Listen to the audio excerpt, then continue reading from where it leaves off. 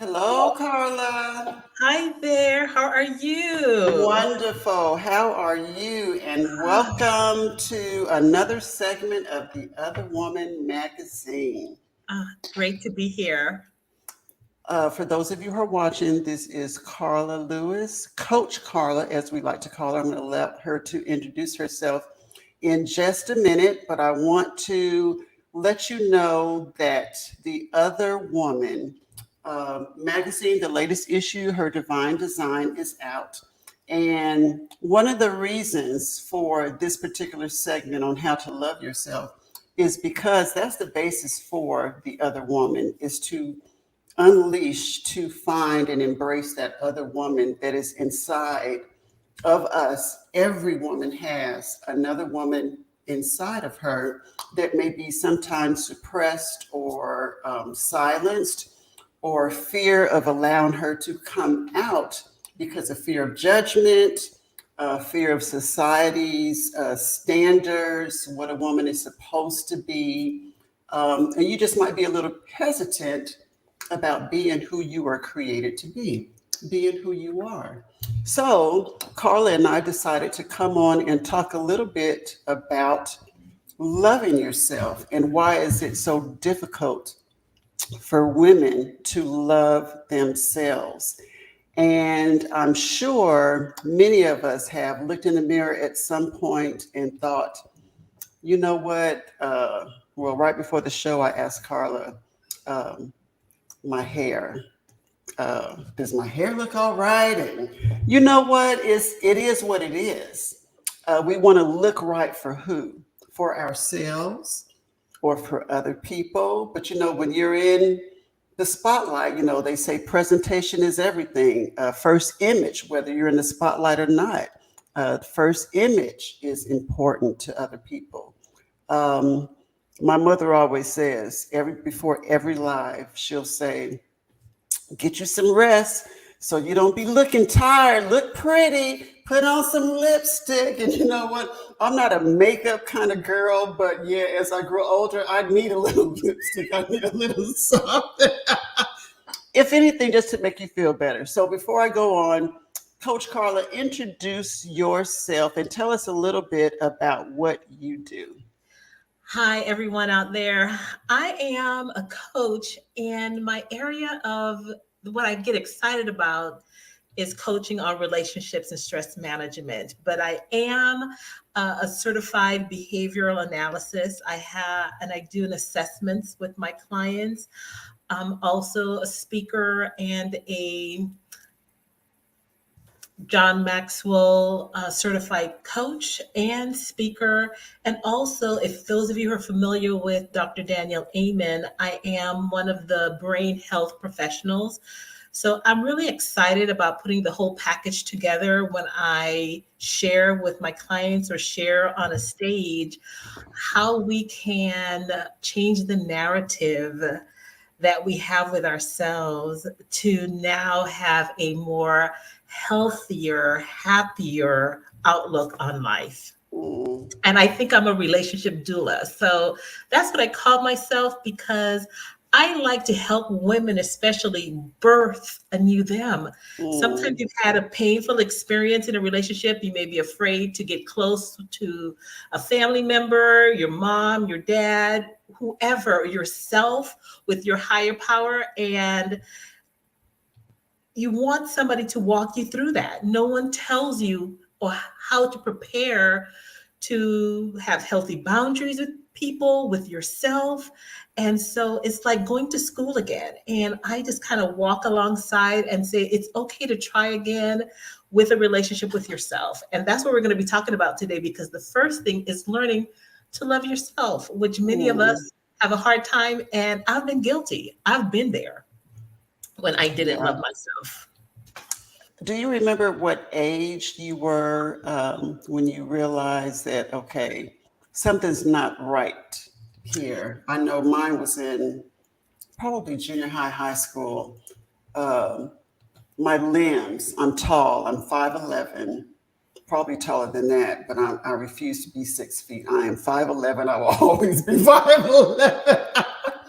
But I was always taller than most of the girls. And then when it came to liking boys, I was taller than most of the boys, and my limbs, I didn't know what to do with them. My feet big, and just trying to that whole adolescence and just growing into yourself. Yeah. And then I just finally had to realize, okay, this is who you are. There's Mhm. nothing you can do about any of it. So before Mhm. I learned to love myself, I had to like myself, you know? Yeah, and that is beautiful because for me it was around sixth grade. For 3 years we lived in Puerto Rico, and so you had all these small petite people. And I Mm, remember in sixth grade having to go. We're going to have our sixth grade program, and I had to find shoes there in Puerto Rico, and I had to go into the women's section for the shoes instead of the children's section, and they were ugly to me as a sixth grader.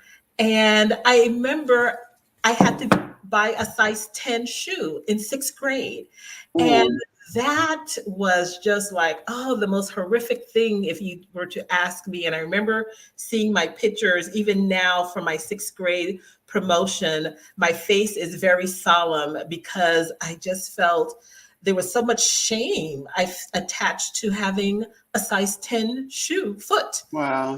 in sixth grade. So for me, it was around that time that I started having image issues and in my head creating a narrative where there wasn't self love. Those words, those damaging words Hmm. that we feed ourselves. I heard a preacher one time say that a woman will meditate in the mirror until she gets it right. We will Mm. stand there for a long time and just try to make everything the way we want it to be so Hmm. that we're satisfied with it. And he called it meditating in the mirror until we got it right. But who are we getting it right for? And why does the opinions of other people mean so much? And then women, we're notorious for comparing ourselves to other women. Oh, Oh my goodness. and it's so interesting you said that. Last year or so, I wrote a little piece, and one of the phrases that I put in this little piece was that when I have it little here, I'm just going to read a little segment when I said, why I write. And so one of the things I said is I write to connect joy to freedom. But this other piece that I wrote in here is say, I write to connect comparison to suicide because it never fails, Lavender. When we start comparing ourselves to other people, Mm-hmm. we are committing suicide. We've Mm-hmm. recently had a tragic public person who committed suicide, and for all intents and purposes, people thought everything was going okay. But I finally got it where I stopped comparing myself to others. There were four girls in our family, three other sisters, and so I would compare myself and say, "Oh, they're the pretty ones." And then when people would meet us, they would make comments and exclude me and Mm, talk about another sibling. And so as a child, you process all of that and you let that sink in sometimes if somebody isn't there to just stop that foolishness for that child. You right. hear that. And so comparison, as you say, is the killer. We It can be is. inspired by someone, but we cannot compare. Once you start comparing, oh, well, this person has that, or their hair is this, or their income, or their car, whatever Yeah. it is, their relationship. And Their so, body, their their- eyes, their legs, their shape. yes, Mm-hmm. Yeah. yes, Yeah. that that is the first nail in the coffin to Yeah. me It of, is. of the comparison. And so, growing up from my girls, we didn't do that shit. It's like, Yeah. we're not going to do this comparison. And when I Right. would hear Right. people saying things to my girls, I'm like, oh, no, no, no, no, no. You're not going to do that. So then they're now looking at each other and doing some comparison. I'm like, you guys are three different beautiful girls. Right. Right. The individual, that Yes. your identity. And with saying that, I want to play something right quick that you've probably seen. I play it on the other woman uh, Facebook page quite often. Hold on Be one. fake, be who you wanna be. Cause what makes you unique is your identity. It's what makes up you and me. It's what makes up you and me. It's what makes up you and me. It's your identity. It's your identity. Yeah. It's what makes up you and me. It's what makes up you and me. It's your identity. It's your identity. It's what makes up you and me. It's what makes up you and me. It's what makes up you and me. It's your identity. It's your identity. It's what makes up you and me. It's what makes up you and me. It's what makes up you and me. It's your identity. It's your identity. It's easy to say that, but how do you get there? How do you get there? I know it's a process, and I can honestly say almost to a fault, I love me some me. You know, but I'm in my late 50s and I have not always felt that way. A lot of times I think it's just life itself and learning, well, for me, learning the value of being a woman, just understanding womanhood and how we are the conduits for the universe, that there would be no world, there would be no population without women. We're the nurturers, we're the caretakers, we're the ones we're the glue. You know, we are the ones who can paint the walls black in the home and everybody else will feel bad. We can paint those walls blue and we have that power, but we don't realize the power we have in who we are as women beings. First of all, forget the personality. Right. Forget you as an individual. Just think about what a woman is. If you can start there. Because it's interesting you say that, and again, you believe in writing, and you know, you always, one of the phrases you say is "Don't die with a book in you." And one of the things I realized, because I've always been an avid reader, I was a wallflower and proud of it. I still am. I love to be. The library was my refuge, my safe place. So one of the things I always enjoyed was a good story. And now that I'm older and I realize when you talk about discovering who you are, I had to go back and say, what story was I telling myself and whose story was it? You know, what story did I tell myself that made me believe one way? And I'm just like, I'm going to rewrite this story. I'm going to say that. And so for many of us as women, we have believed a particular story. And I've realized, even when it comes to body issues, you know, you're either to this or you're to that. You know, growing up, you're ashamed if you're too voluptuous or if you're too skinny. Either way, there were comments about parts of your body as if you were a Mr. Potato Head that you could put things together with. And we believe those comments. Correct. And I'm like, nature on its own is beautiful and it's all different. And I remember thinking, not everything is an oak tree, not everything is a palm tree. So if there's a variety in nature, why the hell can't I enjoy if I have curves, if I don't have curves? And for people to say, oh, if you don't, something's wrong with you. If you do, something's wrong with you. Why does it mean something is wrong? Why can't it be that we enjoy seeing the variety of humanness? So even now, when I see people who want to create an illusion of another person's body parts, be it through different cosmetic things, and that's up to them, because I know they're building their own self-esteem, but it's because someone has told them that their lips weren't enough, their bosoms weren't enough. And so now they're trying to do this because they think that is something that they need. But I challenge women out there today, think about the story you've been told, why you believe it. Why do you believe that story that you've been told if it is causing you so much pain that you can't love yourself? And I Mhm. challenge you to peel back the layers of that story and call it what it is, a fable. Mhm. You're Not right. true. You're It's right. not true. And so for me, I remember when I start rewriting the story, I used to tell myself, oh, I'm ugly.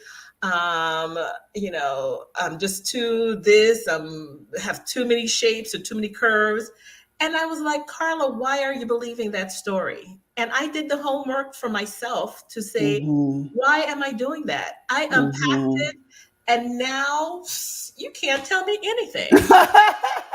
You are modeling, you are on stage, that big pretty smile, honey. You are like, Yeah. look, I'm here. Yes. I'm here. Yes. Yes, but I'm glad you shared the process because it is. We have to get there. Yeah. Because now that I am here and I love me, I Mhm. would sit in the mall for Mhm. hours and compare my skinny legs to other women. This was as a young girl.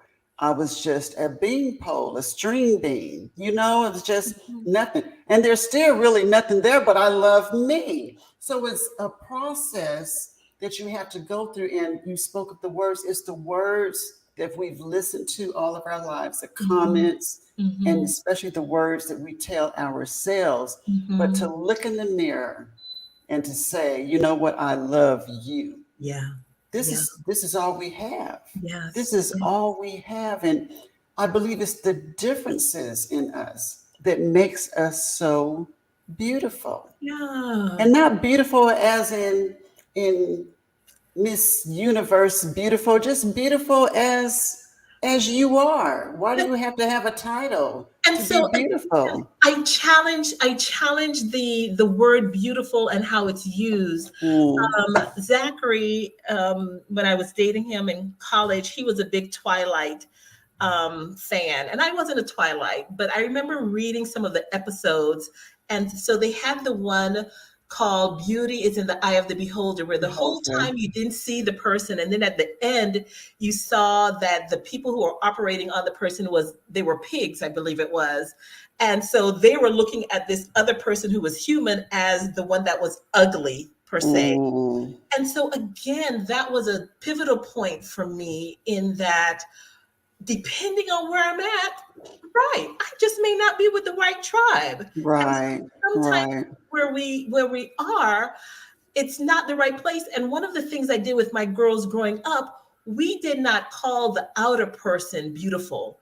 When I told my girls they were ugly, they knew it was the behavior they were doing. right, It was right. never Mm-hmm, dealing with the outside, mm-hmm. because the outside is just the packaging. It's the Exactly, inside that was exactly. really important. And one of the Right, things I wanted my girls to have a sense of self as they got older and not be swayed by the outer part, because people can be so fickle about it. mm-hmm, mm-hmm, You could be in the in crowd one time and then the out crowd, whatever. But if you know who you are, it's mm-hmm. all about. So beauty to me is that inner person. And so when I look at someone, I'm truly looking at the essence of them, Right, right, and right. so it has nothing to do with their physical self. It's really the essence of it. And we forget that that is what makes us beautiful. It's not Mm-hmm. our outward part.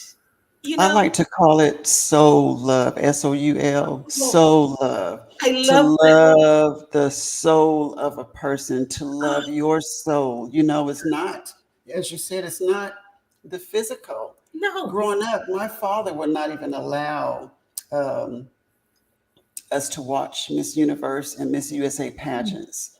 We would Mm, sit there and watch, and of course, your compare, you know, this is the standard, obviously, mm, for a beautiful woman because they are in a contest for Miss USA, Miss mm, Universe. So he was like, you're not going to watch that and think that that's what being beautiful is. And I so appreciate that, because you can sit there and watch those things, or even any TV show, and you see the long hair, you see the thin bodies, you see the, but take all of that makeup off, take those eyelashes off, take that, take the weave out, take the wig off. People are not who we think they are. They are not. So it's like just a natural woman. That's beauty in itself. The body, the body of a woman is beautiful in itself, no matter what the shape is, no matter how tall, how skinny, all of that. I mean, I hated my body growing up. There was no body there. It was just, I don't know what it was, but I was just miserable in my skin. But it wasn't until I got older and realized, oh, okay, long legs, that's sexy. Yeah. They think that's sexy. But why did it take somebody else? Somebody else. Yeah. So what would you say, Coach Carla, to someone who hears us saying these things, but just cannot get there? They say, oh, I hear you, but I still don't love myself. And how do I love myself? So as with anything, I believe love is a choice. And so for you, if you're starting off that journey of discovering who you are and self-love, you're going to have to tell yourself, just like when you were starting to learn your ABCs and your multiplications, that you're going to get some things wrong, and that's okay. And just like when they taught us the multiplication tables, we didn't know how we're going to use it later on, but you just did it. So I want you to go in the mirror and tell yourself you're beautiful. I'm not telling you that you have to believe it right now, and that's okay. Just like we had to have sight words where we had to say them and we still didn't know how to apply them. This exercise of telling yourself, I am beautiful. I remember putting sticky notes all around my bathroom when I began the journey of telling myself that I am gorgeous, that I'm beautiful, that I'm gorgeous. I put sticky notes in my car. I put sticky notes in the bathroom. I put them all over because I needed to do that self-work, because I didn't believe it. I didn't believe it when I started writing it down. But with time, as with everything, shifting how you think and the pattern for your brain is about repetition. The same way you told yourself that you're not attractive or good enough, you repeated it often enough, so now your brain believed it. Believe you me, if you sat down, put your sticky notes around your place and say, and one of the things I did was I decided to pick one thing that I thought was beautiful about myself, and I was going to just do that. And it was hard because I'm like, well, what do I have? So I was just there looking at myself, trying to figure out, what do I have that's beautiful? And so finally, I remember thinking, well, Carla, you have a nice smile. I didn't think so at the time, but I said, I think I do have a nice smile. I wasn't smiling often, but I said, I have a nice smile. So I started smiling more often. And it's just amazing how just smiling to someone, because I realized a lot of people just aren't smiling anymore. We're so somber. And so I started smiling, and I was like, okay, Carla, you're going to smile, and people may think you're crazy, but when we talk about comparison leading to suicide, I was thinking about committing suicide when I was in high school. And so I remember, again, struggling with expectations that I felt others had of me and other things, and feeling as though I wasn't measuring up. But I said, Carla, you have a nice smile. Smile, even when I don't feel it. So I think I'm a great actress. I could be winning awards. I think women are great actresses anyway. We will Yes, we do that. Yeah. But find that one thing. If it's just that, oh, my nose, because again, I had a thing with nose because my mom would always kind of squeeze our nose growing up. It's like, oh, we don't want it to spread. I'm like, Wow. I'm Wow. like, I Yeah. can breathe. I'm like, so I started naming body parts of myself and just Hmm. saying, my nose is gorgeous. My nose was meant for my face so that I can inhale and breathe and serve its function. I'm going to enjoy my nose. I Whether started, you believed it or not, you said that to yourself. Yeah. yes, whether I Yeah. believed it or not. So I started looking for the function of it. The function was like, wow, God, I am able to breathe. And so for each of the things for my physical being, I started listing them and saying, it's gorgeous. I'm beautifully and wonderfully made. I am not a mistake. I'm beautiful. And so therefore I And you are beautiful. I did So this. somebody watching probably saying, that woman, because you are a beautiful woman, But Carla. You I do have a say beautiful smile. so, and I think that all women are beautiful. All women are beautiful. And so often others see that because again, going back to your comment about that soul thing, because for many people they may have had an accident or something that may have taken some physical defect or something that they have, and so therefore, Right. if we're just focusing on the physical, Physical. then you're going to Yeah. have some ladies that says, oh, I can never be beautiful. And I rebuke that. That's not Yeah. true. It's not Beauty true. is that soul thing. Yeah. It's Yeah. being able to connect with yourself and your spirit to know that you are somebody. And so going back to how you do that work too is finally finding yourself and saying, I don't know who I am. And that was where my journey began when I got a coach because I felt like I was Rip Van Winkle and I didn't have any purpose. I'm like, Mm. I'm feeling like I'm floundering.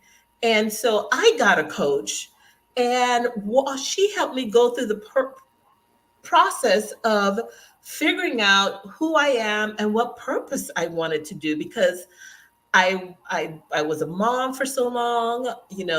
As women, sometimes you tie yourself to your partner or to your children Hmm. or Hmm. to your job. And Job. when Yeah. those things are taken away, you wonder, who am I? Yeah. Yeah. Like the empty nest syndrome. Once the children are gone, who are you? Yes. And so And yeah. we have to now do the work to now find out because I remember thinking somebody said, well, what was something that you dreamed about as a child that you wanted to do? And I remember thinking, I don't even remember dreaming as a child because of the story I told myself and my low self-esteem. Hmm. And Hmm. so I had to even do some more work and say, well, what do I want to do now? What excites me? And I love having conversations with women, and I have a few men come in with their partners to figure out what excites you. Hmm. Let's go on that discovery because it could be that you're having no self love because you haven't found or identified what your purpose is in this phase of your life. You may have known what it is or done something a few years ago, but now you may be a widow, you may be an empty nester, you may be divorcee.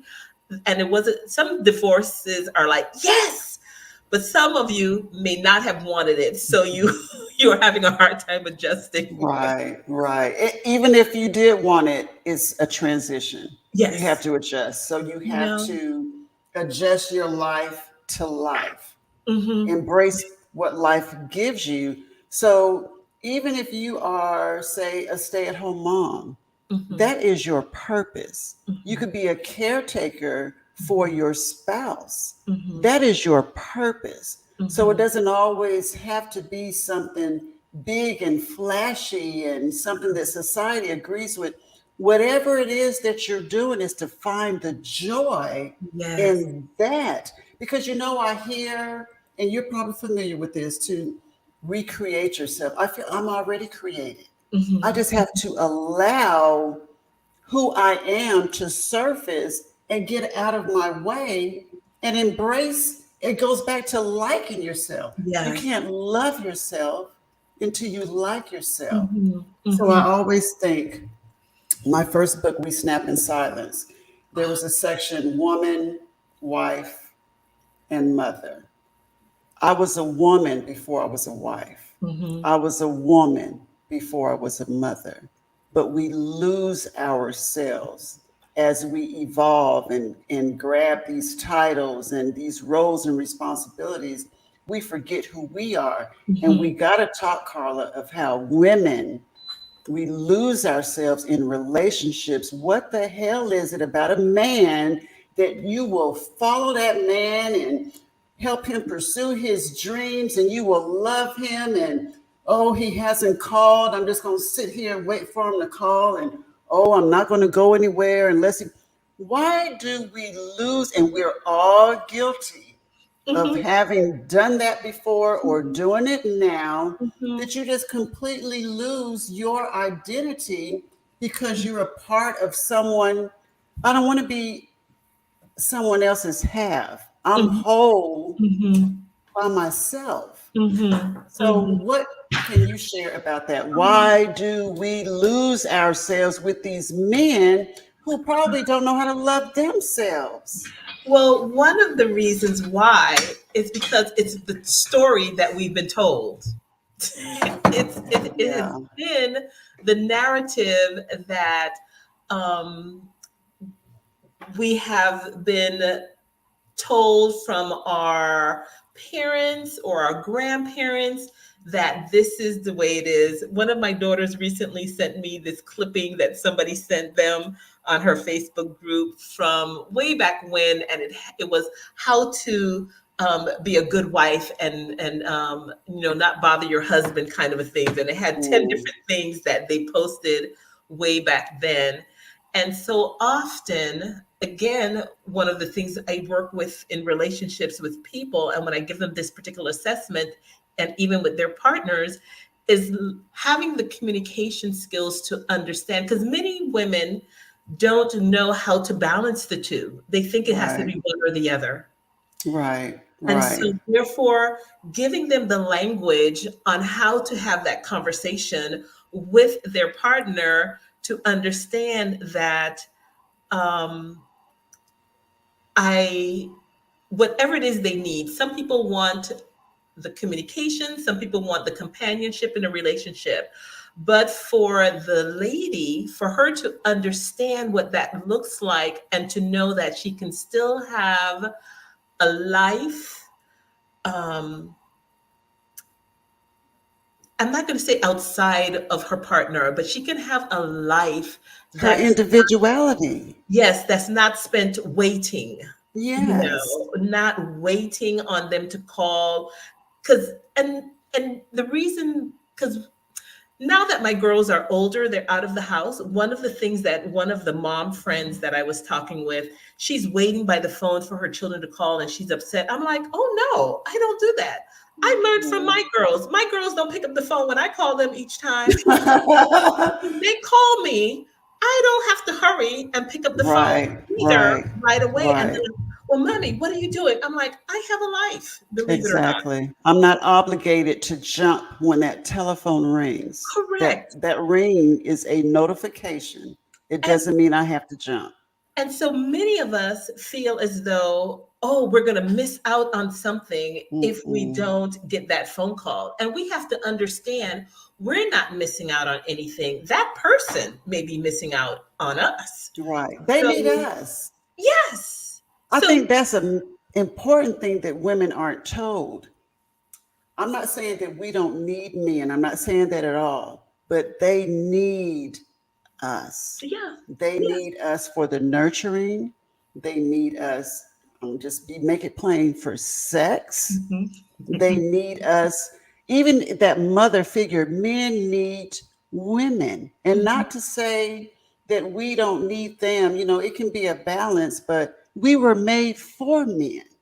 So we don't have to chase and wait. They want us. They pursue us. They're the hunters. So women need to know, it's like, know your worth as a woman. Mm-hmm. Know who you are as a woman and what you bring to the table being a woman being, not just a human being, a woman being. And independence is attractive to a Yes. man. And one of the things I like to tell people is scarcity is good. So Yes. therefore, you can't assume that I'm going to be available Yes. when you want me. So I tell people that now. So Yes. when people think, well, oh, my calendar is just open and my girls feel they can just, call whatever, I'm like, nope, I have something to do. I'm not answering. Or even my husband is just like, I'm married, but he understands that, yeah, you need to be intentional in scheduling time because I'm not available to you. I'm sorry. Now that's blasphemy to a lot of women to hear that, because the church teaches. I'm going to say most churches teach that the woman is to be her husband's helpmeet. You be there to cater to his needs, to cook for him, to clean for him, and that's okay. That's okay if that's what you were taught, but that's where a lot of it begins. Is that we are supposed to be the ones to be in the kitchen cooking and serving, that type of thing. Now, as the world has evolved, it's more like a partnership Mm-hmm. now. But Mm-hmm. yes, that's part of losing yourselves, is because you become a servant Mm-hmm. without even realizing to that man. A slave, Now, not a of servant. It's what? a difference. You become a slave. Oh shoot, break it down, honey. You You say I was gonna say slave, but I did. No, you become a slave. At least a servant. No, a servant gets to leave and go somewhere else. A slave stay. So I'm just saying. Oh I Lord. understand because yeah, I understand that mindset. I'm aware Yeah. of that mindset. My Yeah. my spouse and I have many interesting conversations where he says, "I didn't give you permission," and I'm like, "Yeah, I know." Or where are you going? you know, Where are I'm you going? I'm Yeah. gonna do whatever. So he's joking but serious, but it's like, yeah, no, go back to what I said earlier. What's the story I was told? Yeah. And rewriting that story because that story was killing me. That storyline that I was following was leading Mm. me down a Hmm. path that would have been death. And Yeah. so I tell people now, they may be upset. The people you care about may be upset about what changes you're making, but they always say, I wish you'd done it differently and not ended your life. So this for me is making a choice that if I hadn't, it would have been a different ending for me. Mm. And Mm. so I am going to do that because one little funny story is really not funny, but it's funny to me when we talk about this hair stuff. I remember thinking I wanted to cut my hair. And, again, church and others will tell you, oh, your hair is your glory. And I remember my aunt used to say when I cut it a little shorter, oh, you have a man head or something. But I remember the day when I decided I'm going to go ahead and cut my hair. And I came home and my husband, he didn't say anything because he's learned not to say anything about my hair. But I said to him, whether you believe it or not, I've just given you permission to live. Because I Mm. used to tell myself, well, when he dies, I'm going to cut my hair. And I'm like, why are you still standing there waiting, looking over him for him to die to cut my hair? I'm Mm. like, I'm going to cut my hair now so he can live. So what were things that I was telling myself I couldn't do because he wouldn't be pleased with? I had to retell and change that narrative story and Mm. say, I want to do these things. Mhm. And you may not like it. It may not have been who I was when you met me, but Mhm. this is the Carla Mhm. now. Right. And I am changing. And And that's part of loving yourself enough to give yourself permission yes, to to be you. change. Yeah, Yes, or to give yourself change. Yeah. permission to not Yeah. hold yourself hostage to the 2-year-old, 3-year-old, 4-year-old you. So I have people in my life who remind me of who I was as a child, oh, such and such. I said, you know what, guys, I don't live in the past. Mhm. So feel free to bring up that stuff, but I've moved on. I Mhm. am in a different space now than I was then. And if they want to live in the past, more power to them. But I'm living Right. in the present. I'm giving myself a present every day, Yeah. Every day. every Every day, day. Every every day. day. I'm Now just you like, mentioned hair, mhm. Carla. Let's just stay there for a minute. And it's already 15 till 8. Okay. Let's talk about hair. You know, back in the day, wigs used to be for older. We laugh at those wigs, but now that is like, I don't even want to call it a trend. It's just what is today: wigs, weave, tracks, all of that. We're not saying anything is wrong with that. You Correct. can feel free, have the freedom to accessorize yourself, to make yourself feel how you want to feel, Mhm. but still knowing that that natural you, that Mhm. naked you, Yeah. without anything that you add, like you mentioned, the potato head, adding ears, and all of that, to love that inner being, Mhm. because all of that stuff eventually has to come Yeah. off. And when you look in the mirror, do you love the naked you? Yeah. That's why I like it. The soul love, SOUL, Mhm. some Mhm. soul love. And maybe I should have trademarked that before You I put it do. out I there. think you do. I think you do. So love. But when you look at yourself, if you can get past the physical, because as you said earlier, this is just a casing. Yeah. This is just what we need to function Mhm. on earth. It's Mhm. that inner being that Mhm. matters. It's Mhm. the inner being. So the weave and all the money that we spend on hair and the makeup and they're going to say, okay, well, you're old. This is the way we do it now. But just don't forget who you are Right. up under all of that. Right. Because again, oh, when it comes to our hair, we've had so many different stigmas Mm, with hair. I remember my aunt telling me how her mom, who was my grandmother, would, at a young age, she started wearing the little pigtails because that was the, what they did. But then years later, now she suffered from alopecia because she just wore wigs or pieces all of her life. Because again, the story we've told ourselves that long hair was more attractive than something else, instead of us embracing that soul person. We spent so much time on the outer person that you forgot to concentrate on that inner person. And so I challenge women nowadays that we're going to work on the inner part, because believe it or not, once you go and work on the inner part, that is what's attractive to a person. You could say all that other stuff. When my girls were telling me, this one podcast guy that does, high level women or foolishness like that. But I said it's that inner soul that shines out when a woman is at peace with herself and couldn't give a damn about anything. That is sexy and attractive. And I challenge anyone to it say is. differently, because people see that.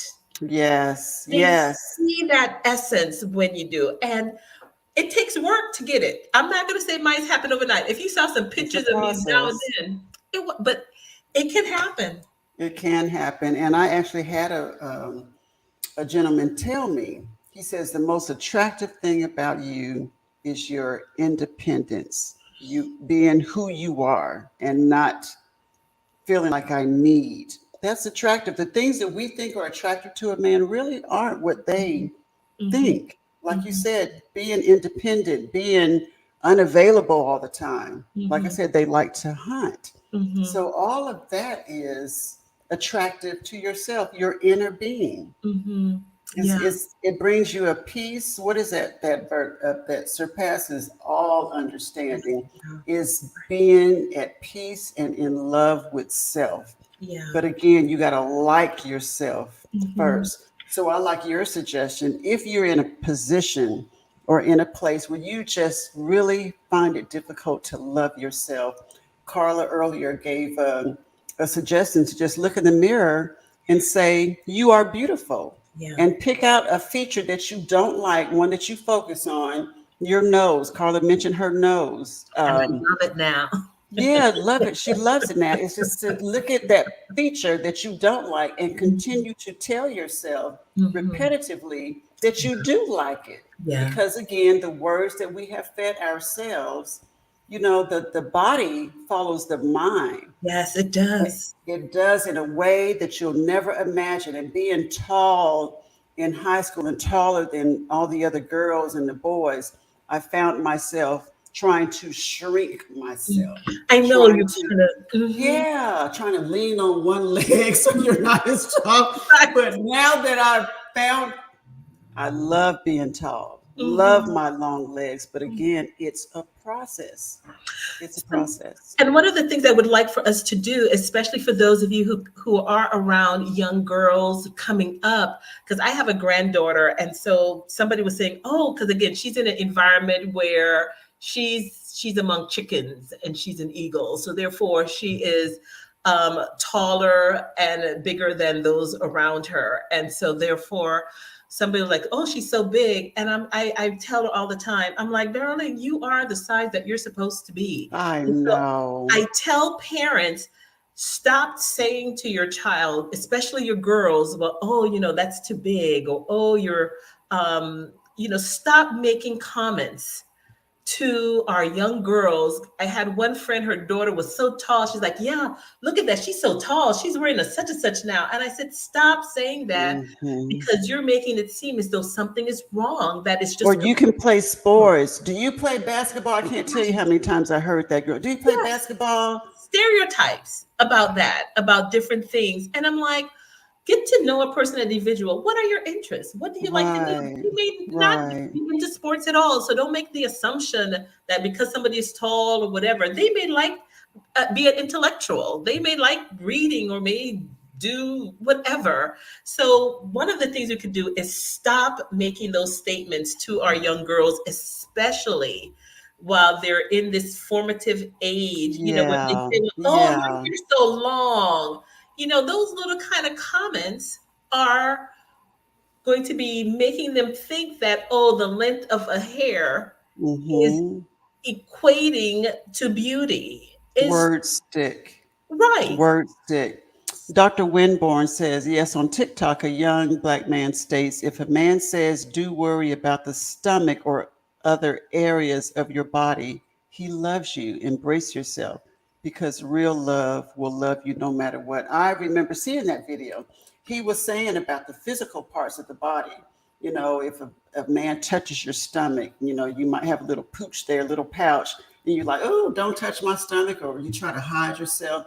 They love every part of you. If that man loves you, he's going to love that poofy stomach. He's going to love the cellulite and the dimples in your behind. He's going to love every part of you. And I believe that's what helped me to get to where I am today, loving myself. If you love me, if you truly love me, you're going to love all of me, even my attitude. I write about that in the latest issue of The Other Woman. I know I'm vocal. I know I got mouth. I know I got attitude. I may be single for the rest of my life, but I would rather be single and happy than fit into a man's mold of who he thinks his ideal woman is, or how he thinks a woman is supposed to act and dress. I love me. I'm going to be me. And I'm not going to be silenced. I've been silenced for too long. I've always tried to cater to other people. Don't sit like that. Don't do this. Don't say that. Oh, you shouldn't say that. I gotta be me. I don't want to die with any words in my mouth. I'm going to open my mouth. This is who I am. So if you don't like it, you don't need to be in my presence because I love me. Every part of me. And we want, if you're watching or if you know young ladies, not just young ladies, I know some older women who have a problem loving themselves. They say it's difficult. It is difficult. We've all been there, but it's a process. And just as Coach Carla said, just as we learned the ABCs repetitively, just repeating ABCD, just repeating them as we teach younger children. Teach that to yourself. Repeat it to yourself that you are beautiful. Oh, I love my nose. Oh, I love my skinny legs. Oh, I love my not no what is it? The hourglass figure. I love my pear shape. I love my string bean shape. You know, love Yes. you, whoever And you are. And one of the things I want to say too is that I know for some ladies, when we're getting older, we have an issue, and some of us may not love ourselves as we get older. But I remember, again, I no longer am embarrassed about anything. And so I remember this one person who they had some kind of surgery. I forgot what it was, and they wouldn't let them come out of the hospital until they peed. They had to know that the process worked, so they had to pee. And so again, one of the things for me as I get older, my bladder has an issue. And so sometimes, I may have to pee and can't find a bathroom and pee on myself. So I remember when I started embracing Depends or Poise, girls were like, Mommy. And I'm like, girl, again, why are we trying to equate I know. something? And I wanted to tie it into what we do for ourselves or body parts when we try to put a shameful thing to Yeah. something that is just us. Why do we want to say that? And so I'm here to say, I'm not worried about that kind of foolishness anymore. And it is about you changing the story you tell yourself. So Mm. think of it that you've been brainwashed. You've been brainwashed. Yeah, yeah, yeah. Do You've you been see the brainwashed. comment from author Wendy Shipman? She says, I have really bad self-esteem issues. This would be extremely hard for me. And that's what I was saying, Carla. We can talk all day. We can tell a woman how beautiful she is. We can tell her about her soul, and that's where the beauty is, and love yourself, and look in the mirror and do this and do that. But you know what? Unless you believe it yourself, you're not going to believe it. And it's difficult for some women to wake up and say, I love me. Well, Arthur Wendy Shipman, you guys, my Facebook page is stress management and relationship coach, or I'm on Instagram, Coach Carla Henry Lewis. I would love to have a complimentary 15-minute session with you guys as we just share and talk for a minute. And then you can decide if you want to work with me, because I believe that everyone can move from A to Z. Hmm, hmm. And I I'm a love, witness. oh, yes, we can do that. And here you are, an author. So I understand that in one area of your life, you can be so successful and do it. And then in others, you are struggling. But I love to balance that off. I usually tell people, you don't drive on two flats and your other two car tires are running. You can't. I believe in having four tires that are working. And so Right.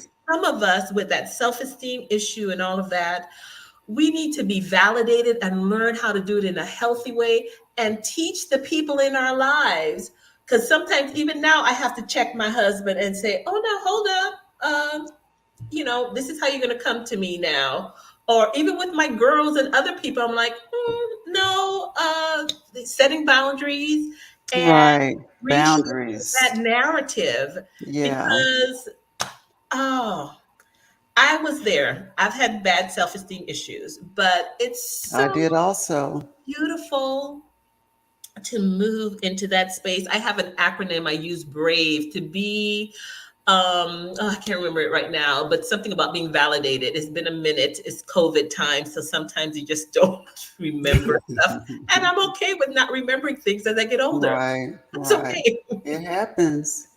It But happens. oh my goodness. Wendy, It is a process, and thank you for your transparency. Yes, And this is yes. exactly why we have having this show. And And that's that the is the first whole, step. that's the first step, is to acknowledge it. I mean, that's the purpose of the other woman, is to love yourself unapologetically. And each issue, I try to put something in there to encourage you that just the woman being enough. Forget about who you are. Forget about Lavender. What about the woman inside Lavender? The woman being the conduit of the universe. We're all needed.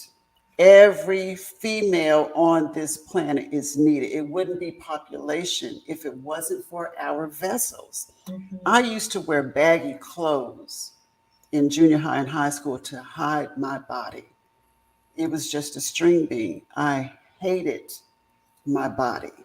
My legs, I always talked about how my skinny legs, and it was horrible. So I know how you feel, Wendy. I can't tell you how I got here. I think it was just life experiences. I think it was going through relationships. I think it was getting sick of men cheating on me for and comparing myself to other women. It was a lot of things. It wasn't like I didn't have a coach like Carla to sit down with me one on one and help me through the process of loving myself. Nowadays we have coaches that can help us with those things.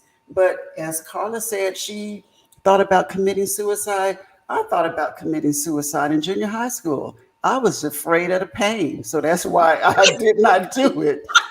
I would wait until I got in the shower at night to cry so I couldn't see my tears. I didn't like myself. I Mhm. went from one extreme to the other because you can't tell me nothing about me now. I love some lavender. And I know I got it going on. Skinny and all, big mouth and all. My mother used to pull my lips when I was young because I was so mouthy. I would just had an opinion. I had something to say. And look at me now. I'm using my mouth. So just like you said, just like you said, Carla, be careful what you tell these young girls. I have two beautiful nieces, and they both love the hair. They love the weave or whatever. Beautiful, beautiful. It's okay. If that's what Mhm. you want to wear, just Mhm. don't forget the naked woman under Mhm. all of that, that you Mhm. are beautiful, naked, Yeah. just naked you, your Mhm. soul. That's who Mhm. you are. Yeah. And it's just, we're just going to have to do it again. Maybe, Wendy, you can come on with us. Maybe Yeah. we'll do this again, and Wendy, you can be a guest. But here it is, Shedrick Studio, Deborah Shedrick, that's my sister. She says an ex was embarrassed of her laugh and she left him. Now, I don't know if you've heard me laugh, but hers is like 10 times louder and stronger and Mhm. just Mhm. the laugh, Yeah. loud laugh. So if you're embarrassed because the way I express my joy or the Yeah. way I express something being funny, you got an issue. Yeah. Yeah.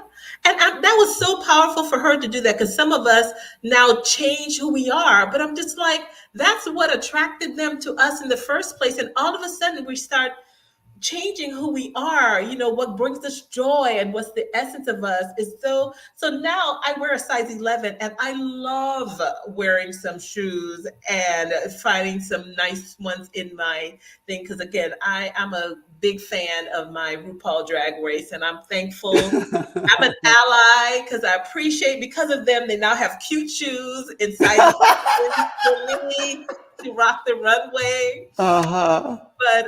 But yeah, that's a powerful point there. Don't let somebody change. Don't you change who you are because of somebody else's story. Right. You know, Right. no, don't rewrite your story. That laughter and that you, every Exactly. essence of you is who you Exactly. were meant to be. And if they don't Exactly. like it, they are not the ones to be in your spirit and in your circle for your I'm soul. serious. Yes, for the one life we have, why live it according to Yeah. who somebody else thinks we should be, how we should dress, how we should talk, how we Mhm. should act? Now, Carla, we got to close. I'm going to play this quick video, but then I want you to give some closing remarks and share your website, some closing remarks on loving yourself. But this is for all of us, this video. You've probably seen it before. It's real short, about 30 seconds long. Oh, that's the wrong one. Hold on. Here we go. Fake, be who you wanna be, cause what makes you unique is your identity. It's what makes up you and me. It's what makes up you and me. It's what makes up you and me. It's your identity. It's your identity. Yeah. It's what makes up you and me. It's what makes up you and me. It's your identity. It's your identity. It's what makes up you and me. It's what makes up you and me. It's what makes up you and me. It's your identity. It's your identity. It's what makes up you and me. It's what makes up you and me. It's what makes up you and me. It's your identity. It's your identity. I have to say quickly, the guy who wrote that song recently passed away. He was in his 20s. He passed away, and I just want to, you guys going to see that video a whole lot. That is my way of just giving him, just remembering him. We worked together for a while, but for the one life you have, for the one short life that we all have, is to start by liking yourself first. Yeah. Just start by liking yourself first. And Carla, I'm gonna let you close us out. And so when she says that, I want you to ask yourself, why don't you like yourself? Why don't you? What story have you told yourself why you don't like yourself? Because once we start answering that question, we can start now peeling back and uncovering the lie. You know, so often certain things are built on a lie. And so when we start pulling it back, there's going to be some fallout. But we want to now just like with some of our history that we tell in school, it has been skewed in one way. That's how some of us in our personal lives have been. And so the narrative has been false. And so coming to face that is traumatic. And so you are going to have some crying and some soul searching when that happens. But on the other side of that is a rebirth of a new narrative now that you will start to crawl, and then soon you'll be walking, and soon you'll be running in that new essence of who you are, with the correct narrative that you can now move in with and do. So I challenge you, ask yourself why you don't like yourself. And then let's have the conversation. So I'll definitely go on there and put my information on the with the comments, so that if anyone wants to have a complimentary session, just so we can chit chat, and then to just help you, even if it's just to get you to move on to the next level, the next stage, just get you out of that funk. But would love to help you change your behavior, change the narrative, and give you tools that you can use that are priceless. Thank you so much, Carla. Thank you so much. And part of what you were saying about finding your purpose, Carla has, well, we're going to share more about it in another segment about your purpose. And each of us has something within us that we can do. We can monetize it. We have untapped talents, skills, gifts. So I don't know if you all saw the basket that Carla gave me. Yeah, there you go. You have one. I have one. So all of us have something. Quickly, in 30 seconds, Carla, share. Oh, 30 well, seconds. again, during COVID, I needed Now something to that's do a with. cute one. So I'm making a series. So I have this one that's in the process. But my siblings and I decided to take up a craft that our aunt had shown us. In St. Croix. That's where I'm from. And so we started weaving baskets and we kind of put a spin on it. We have different kind of handles we do, but we call them our little market baskets that we have. They are And as somebody said, cute. they have bums or breasts. And yes, I bums, loved it. breasts, I all different loved shapes it. and sizes. I love it. So that's another segment that we're going to have is tapping into that those skills, those talents and gifts. And in closing, speaking of talents and gift, I have to recognize my sponsors, attorney Robert C. Allen, and also Shedrick Studio, who has a art auction coming up this Saturday from 2 to 4 p.m. on Shedrick Studio Facebook page, Central Standard Time. Um, she's helping Truth for Youth fundraiser. So a portion of the proceeds go. So speaking of talents and gifts, I'm going to close out and give her a little shout out and show this video. This is just a little tester, just a little tease of what's to come for the art auction this Saturday, where you can name your own price. So she did not have art lessons. This is something that she had within her. And she chose not to be with corporate America or to have a 9 to 5 job and monetize her craft. And all of us have something. So, in closing, you all, thank you again for tuning in. And this is just a little teaser of what's to come this Saturday during her art auction.